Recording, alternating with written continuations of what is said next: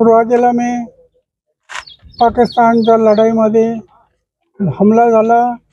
माझ्या बरोबरचे सर्व लोक संपले, मी वाचलो. ते दोन कपाळावर 3 गोळ्या लागल्या, 25 ते सेकंद गोळ्या लागल्या, तरी मी वाचलो.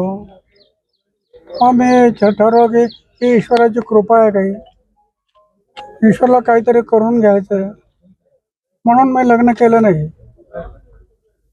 जे पण जीवन अर्पण केलं, गाव, समाज आणि देश. आज माझं वय झालं 89 वर्ष. करत राहील शिक्षण विभागाने मी न मागता, मी मागितलं नव्हतं, पण त्यांनी हे सगळं आमचं काम पाहिलं होतं, गावाने केलेलं काम पाहिलं होतं. आणि त्यांनी म्हटलं होतं की हे एक जवान गावात आल्यानंतर कसं काम करतो, हे म्हणून त्यांनी त्याला रणगाडा एक तोफा बक्षीस म्हणून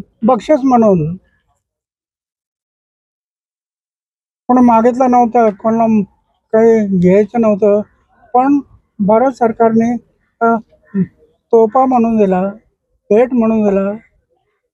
आता हे गावगावचे लोक दर दिवस येतात, पाहतील, प्रेरणा घेतील, आपल्या आपल्या गावात काम करतील.